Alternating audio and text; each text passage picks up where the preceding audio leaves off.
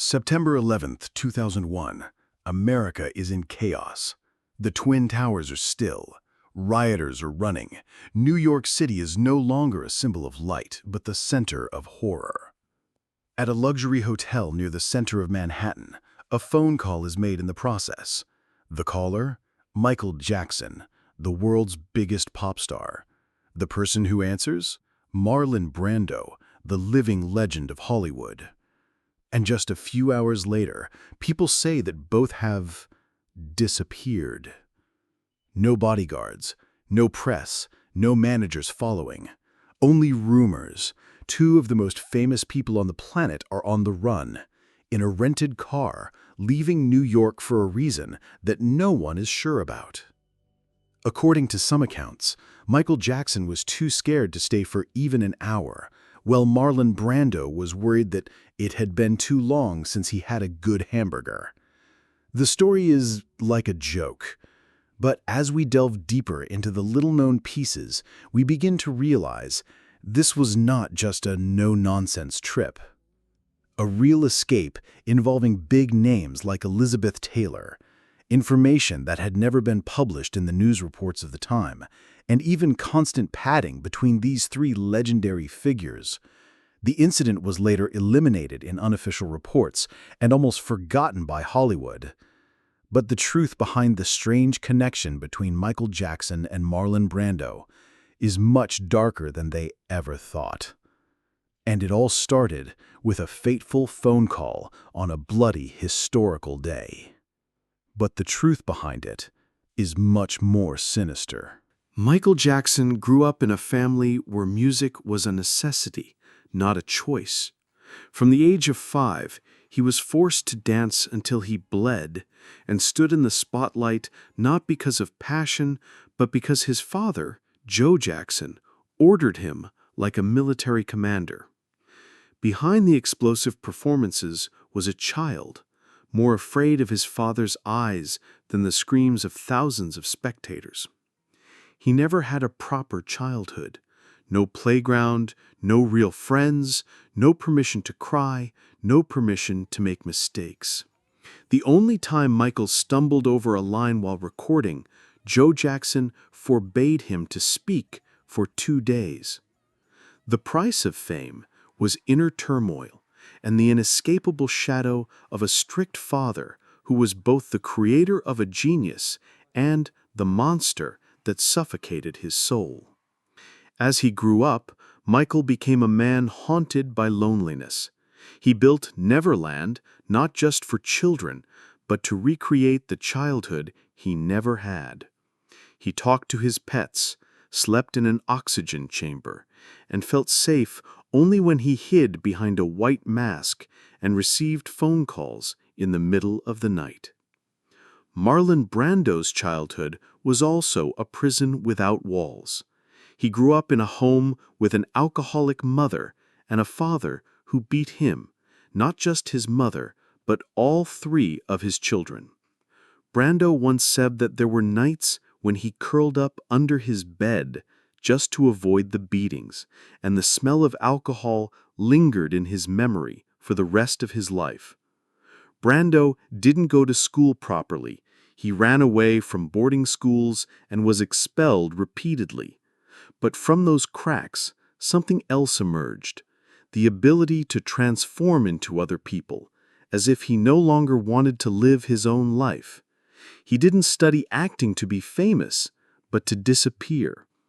Both Michael and Brando, 2 people from 2 generations, grew up in the darkness of violence, loneliness, and fear. And perhaps that is why they saw each other in a way that no one else could. A pop star immersed in a childhood dream, a film icon who could not save his mother. They understood each other not through words, but through wounds. And then, when the world outside burned with terror, panic, and explosions, those very fractured people decided to leave it all. No one understood why Michael called Brando at that time, but perhaps subconsciously he knew.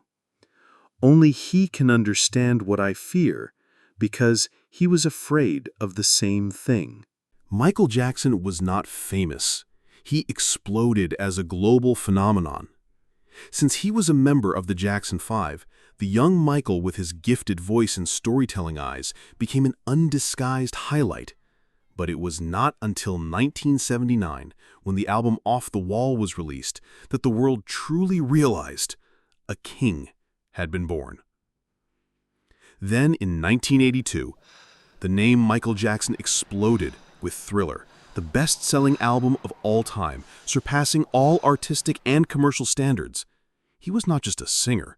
He was an icon. He redefined an era. The moonwalk dance moves, the white gloves, the hypnotic eyes, all drove the public crazy. But amidst that bright light, something was wrong. Michael began to change. His voice became softer. His face gradually became different. He avoided public contact, only appearing with a dense team of bodyguards, and began to build his own world, a neverland completely isolated from reality. Each time his fame increased, he retreated deeper into loneliness. Michael once said in an interview, "People think I'm happy because I'm famous, but that's what makes me not be myself." As for Marlon Brando, his journey to rise was a silent revolution in the film industry. When Brando appeared in A Streetcar Named Desire 21, he didn't just act. He broke all the rules of classical acting. He roared. He was silent with resentment. He immersed himself into the role to the point that people said Brando could no longer distinguish between film and real life. Next was the role of Vito Corleone in The Godfather, a role that was not expected at first, but became an immortal model of American cinema. Brando was more than just a star. He was the art itself, an eccentric, coldly intelligent, unpredictable, and unyielding artist. But Brando was also a deeply solitary man. He refused interviews, hated the media, and once threw a paparazzi camera into the ocean. He lived in a remote villa in Tahiti, raised dozens of dogs, and largely withdrew from the world after the age of 60. Although one rose from popular music, the other from classical cinema, both reached unreachable heights, and both retreated into incomprehensible solitude. So when 9/11 happened, Michael didn't call his colleagues. He didn't call his brother or his manager. He called another legend who had also chosen to escape the world.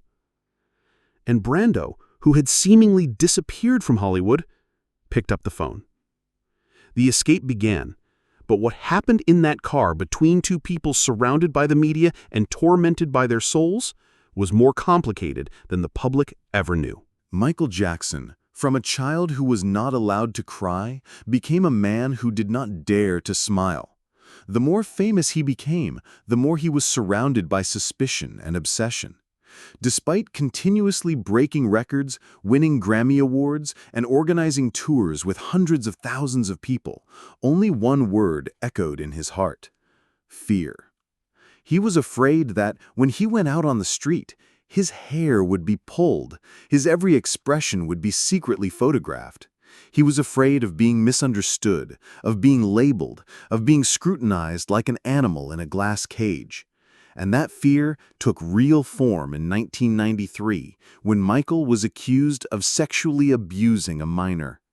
Although he was not convicted, the scandal tore apart his image as a musical angel and left him with an incurable wound.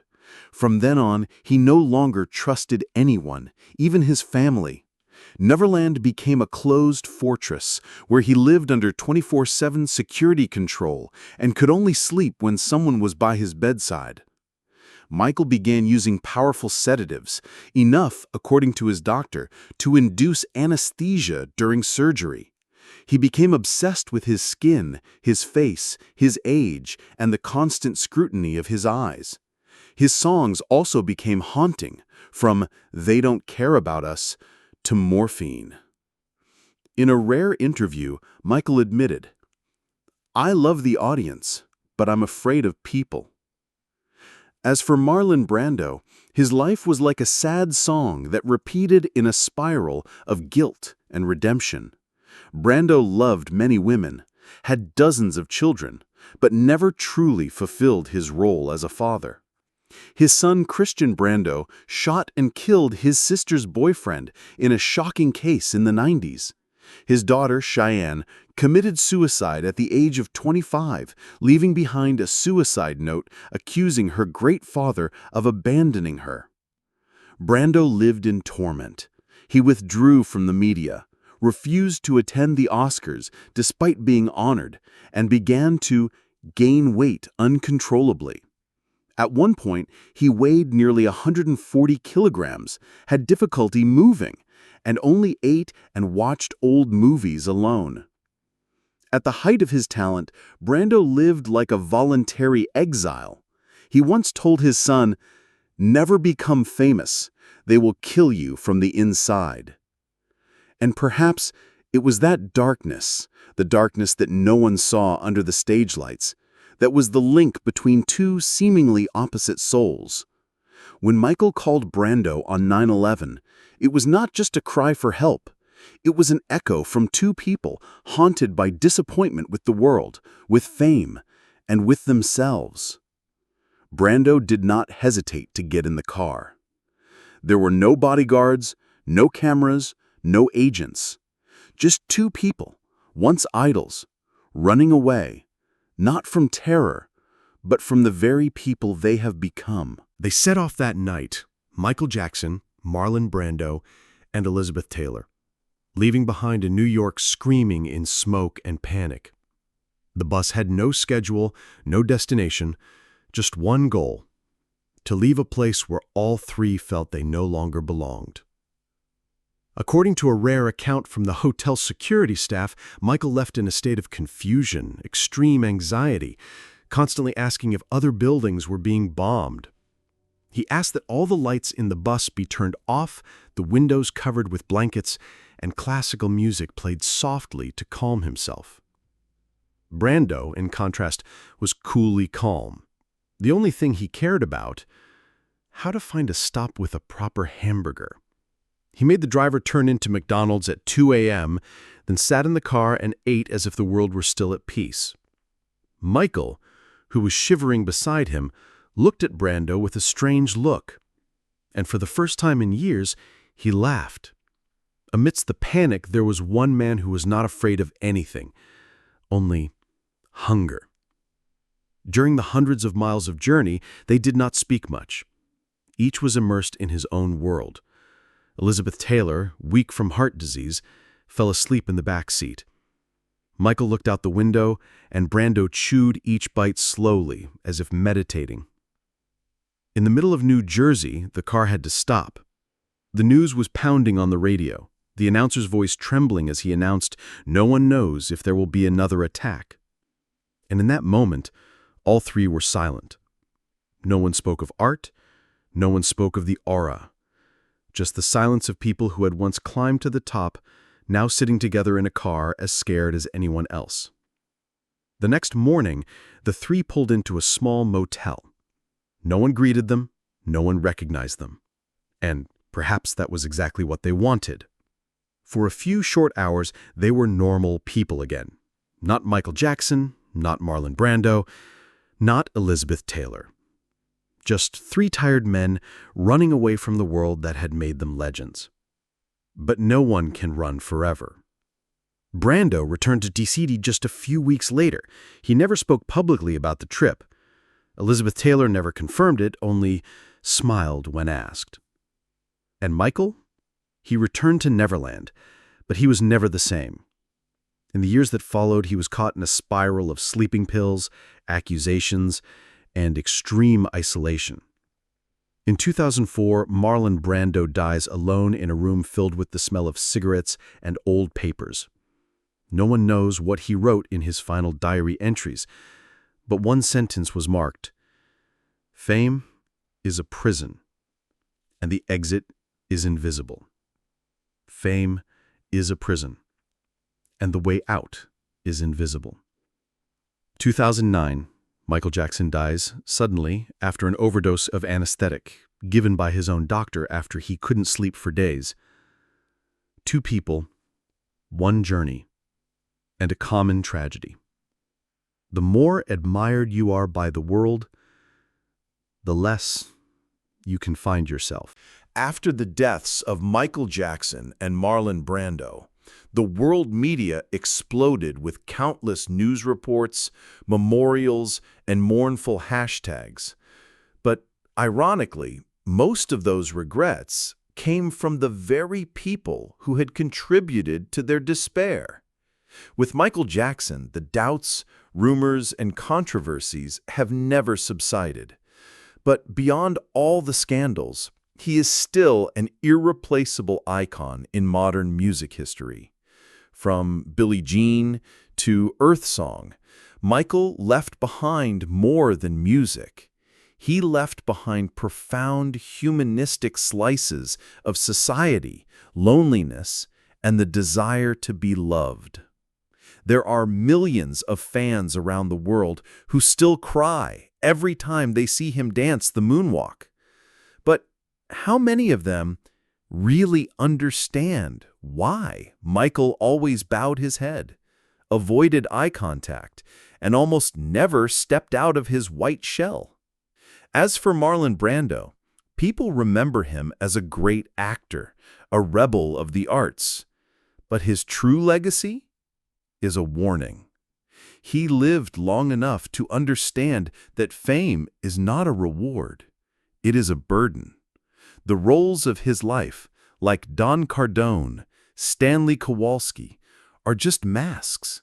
Behind them, there is a man who watched helplessly as his family collapsed, who begged for forgiveness but never received it. They, Michael and Brando, were not perfect stars. They were people crushed by expectations, swallowed by the very light they once created. And perhaps that bus trip in 2001, a trip with no destination, was the only time they allowed themselves to escape from all roles, all titles, all praise and criticism. Just people. Just two souls trying to find each other. Because after all, perhaps what they need most is not praise, but someone who listens and really understands.